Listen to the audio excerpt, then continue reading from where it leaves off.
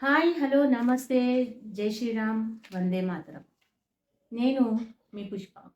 Welcome back to my channel moral opera and welcome back to the topic family relations. Last time మనం discuss చేసుకున్నప్పుడు అమృత అనే ఒక lady గురించి discuss చేసుకున్నాం. ఆమెకి కోర్టులో డివోర్స్ కేసు హియరింగ్ ఉండింది. అదే రోజు వాళ్ళ మదర్ నుంచి ఆమెకు హార్ట్ అటాక్ వచ్చిందని కాల్ వచ్చింది. వాళ్ళ మదరే తనకు స్వయంగా నువ్వు కేసు అటెండ్ చేసేరామ్మా, నన్ను చూసుకునే వాళ్ళు మీ అన్న వాళ్ళు ఉన్నారు అని చెప్పింది. అమృత నెక్స్ట్ డే వాళ్ళ కూతుర్ని తీసుకొని కోర్టుకు వెళ్ళి హియరింగ్ అటెండ్ చేసింది. డివోర్స్ ఫైనలైజ్ అయింది, ఇష్యూ అయింది. హ్యాపీగా తన కూతుర్ని హాస్టల్లో దింపేసి వాళ్ళ మదర్ వాళ్ళ ఊరికి బయలుదేరింది. 2 days నుంచి నిద్ర లేదు, బాగా టైర్డ్ అయి ఉంది. వాళ్ళ మదర్తో మాట్లాడంగానే వెళ్ళి వెయిటింగ్ హాల్లో రెస్ట్ తీసుకుందాం అనుకుంది. అక్కడ ఉన్న చైర్స్లో లగేజ్ పక్కన పెట్టి తన బ్యాక్ రెస్ట్ చేసి తల వాల్చి కళ్ళు మూసుకుంది. నిద్ర పడుతున్న టైంలోనే వాళ్ళ వదిన వాళ్ళ మదర్ తన దగ్గరికి వచ్చారు. వదిన వచ్చి పలకరించింది. హాయ్ అమృత, బాగున్నావా అని అడిగింది. బాగున్నా అని చెప్పింది. ఆ నిద్ర మత్తులో తను అంతే మాట్లాడగలిగింది. వదిన పక్కన కూర్చొని తన ఇష్యూస్ అని డిస్కస్ చేస్తారనుకుంది. కానీ వదిన అలా పలకరించి వెంటనే వెళ్ళిపోయింది, ఇంకా ఏం మాట్లాడలేదు. ఓకే, ఇది జరిగింది. తర్వాత వాళ్ళ మదరు డిశ్చార్జ్ అయ్యారు. వాళ్ళ మదర్తో వెళ్ళిపోతున్న లాస్ట్ మూమెంట్లో వాళ్ళ అన్న విండోలో నుంచి ఒక స్మైల్ ఇచ్చాడు. ఆమెకి వాళ్ళ అన్నకి స్మైల్ బ్యాక్ చేయడం కూడా నచ్చలేదు. ఎందుకంటే వాళ్ళ అన్న వచ్చి తనతో మాట్లాడలేదని బాధగా ఉంది. దీనివల్ల వాళ్ళ ఫ్యామిలీతో చాలా గ్యాప్ వచ్చేసింది తనకి. ఇంకా ఎవరు తనతో మాట్లాడడం మానేశారు. ఇది జరిగింది. ఇక్కడ ఈ ఫ్యామిలీ బాండేజెస్ ఇలా బ్రేక్ అవ్వడానికి అందరి తప్పులు ఉన్నాయి. అందులో ఫస్ట్ మనము ఈ అమృత యొక్క మిస్టేక్స్ అనలైజ్ చేద్దాం. నాకైతే అమృత గురించి తెలుసు కాబట్టి, ఆమె లైఫ్ గురించి తెలుసు కాబట్టి, అన్ని ఇష్యూస్ తెలుసు కాబట్టి, తనవి 10 మిస్టేక్స్ ఉన్నాయి, 10 రీజన్స్ ఉన్నాయి. తనే స్వయంగా వాళ్ళ బ్రదర్ దగ్గరికి వెళ్ళి మాట్లాడాల్సింది అన్న విషయంలో 10 పాయింట్స్ నాకు స్ఫురించాయి. ఆ 10 పాయింట్స్ డిస్కస్ చేద్దాం. Okay, first and foremost point ఏంటంటే, అమృత చాలా టైర్డ్గా ఉండింది. కోర్టు కేసు, మదర్కి హెల్త్ ఇష్యూ, ఇంకా కూతురు టెన్షను, డిప్రెషన్స్, వీటన్నిటి వల్ల 4-5 days నుంచి నిద్ర లేదు. దానికి తోడు లాంగ్ జర్నీ చేసి వచ్చింది, టైర్డ్ అయిపోయింది. ఓకే, ఈ విషయం అమృతకు మాత్రమే తెలుసు. వాళ్ళ రిలేటివ్స్కి ఇవన్నీ ఎందుకు అర్థమవుతుంది? ఎందుకంటే అమృత వాళ్ళ రిలేటివ్స్ చాలా స్పెషల్. ఓకే, కాబట్టి అమృతనే స్వయంగా వెళ్ళి పలకరించాల్సిందే. సెకండ్ వచ్చేసి, ఇప్పుడు అన్నం అన్నవాడే కానీ వదిన అన్నది కాదు కదా. తను పలకరించదే లేదు అని చెప్పేవాళ్ళే ఉంటారు ఇవాళ. అమృత వాళ్ళ వదిన కనిపించగానే వెళ్ళి పలకరించాల్సిందే. తర్వాత మాట్లాడదాంలే అని అనుకోవడం అయితే అమృతది తప్పు. ఎంత టైర్డ్ ఉన్నా ఏమున్నా ఇన్నే భరించింది, ఇంత జర్నీయే భరించింది. ఒక్క 4-5 minutes వాళ్ళతో స్పెండ్ చేసి ఉంటే మేబీ వాళ్ళిద్దరి మధ్యలో గ్యాప్ వచ్చిండేది కాదు. నెక్స్ట్ థర్డ్ పాయింట్, కోర్స్ అమృతకు డివోర్స్ అయింది. ఆ డివోర్స్ వచ్చిన లేడీ యొక్క ఫీలింగ్స్, వాళ్ళ ఎమోషన్స్ ఎవరికి అర్థం కాదు. ఫస్ట్ ఆఫ్ ఆల్ వాళ్ళకి లో ఎస్టీమ్ ఫీల్ ఉంటుంది, ఫేస్ చేయలేరు సొసైటీని. నేను అన్న వదినని సొసైటీని ఎట్లా ఫేస్ చేయగలను అని అనుకుని ఉంటుంది అమృత. కానీ వాళ్ళ వదిన వాళ్ళకి అది అర్థం కాదు కదా.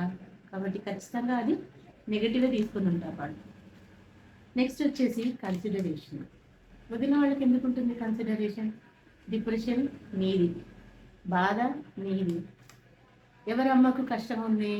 మీ అమ్మకు కష్టం ఉంది. కాబట్టి వాళ్ళకేం పెయిన్ ఉండదు కదా. మీ పెయిన్ వాళ్ళు ఫీల్ అవ్వలేదు, మీ ఎమోషన్ వాళ్ళు ఫీల్ అవ్వలేదు. కాబట్టి అమృతనే స్వయంగా వెళ్ళి మాట్లాడాల్సింది. ఓకే. నెక్స్ట్, ఎవరైనా యూజువల్లీ ఏ ఫ్యామిలీలో అయినా ఒక డివోర్సీ ఆడపడుచు ఉందంటే వాళ్ళు తమకి బర్డెన్ అనుకుంటారు. వాళ్ళు బర్డెన్ అయిపోయి మా మీద ఎక్కడ ఆధారపడి మా ఫైనాన్షియల్లీ వాళ్ళు మా మీద ఎక్కడ డిపెండెంట్ ఉంటారో, ఇంకా ఏం భరించాల్సి వస్తుందో వీళ్ళ వెనుక అనుకుంటారు.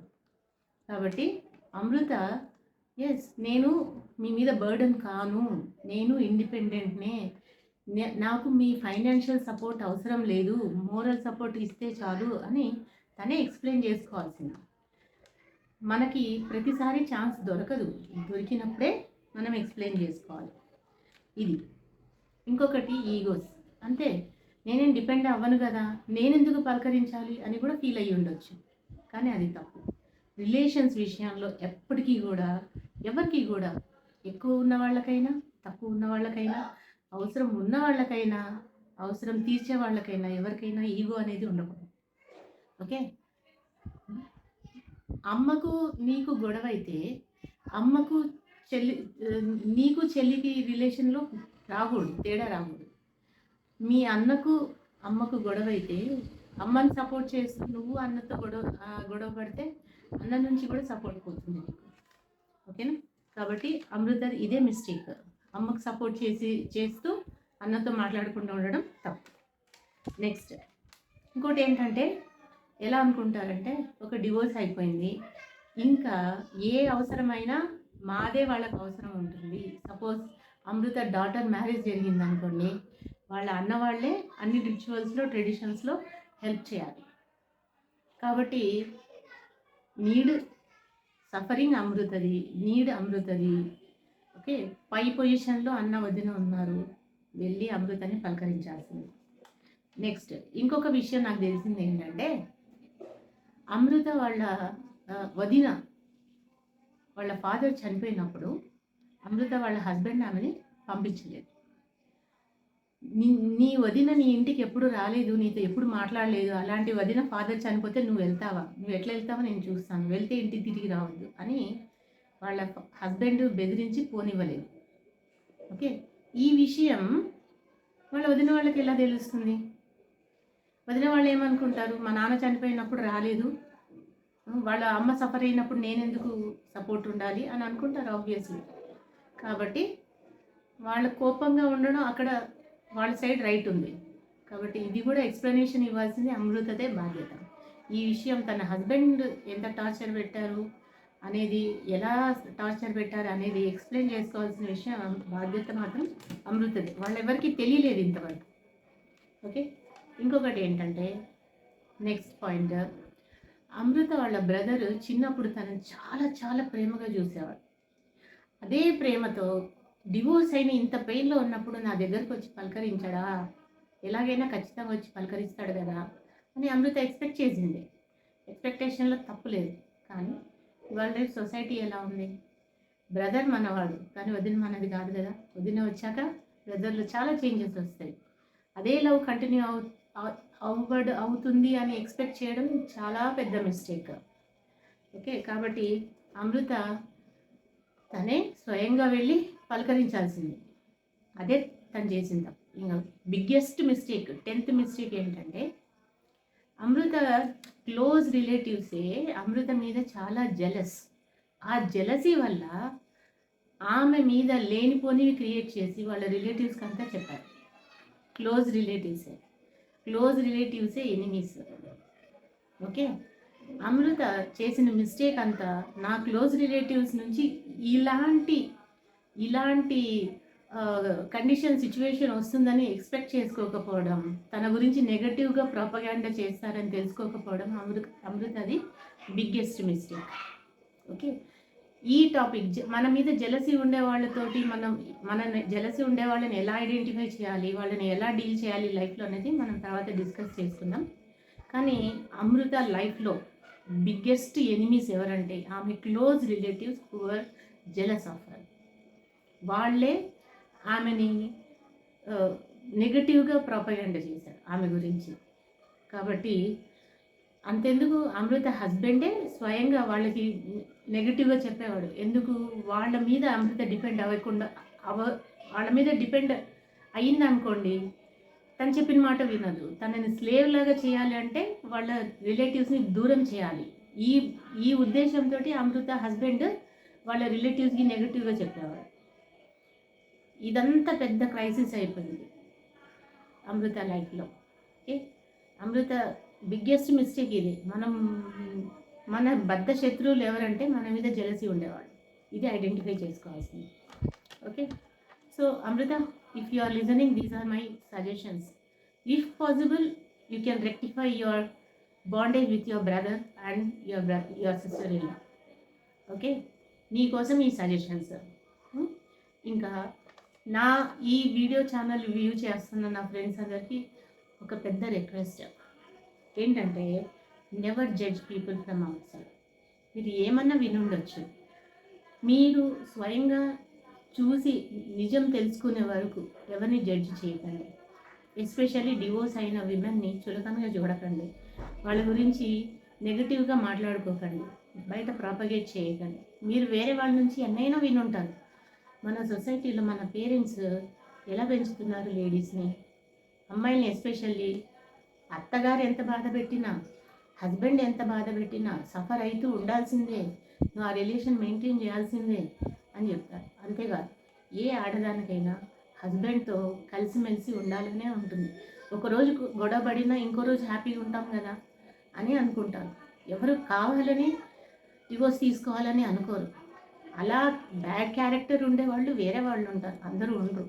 ఎవరో 1 out of 100 ఉంటారు, ఉండొచ్చు, ఛాన్స్ ఉంది, కానీ ప్రతి ఒక్కరూ అలా ఉండరు. కాబట్టి never judge people from out side. Divorcee women already లోపల చాలా సఫర్ అవుతుంటారు.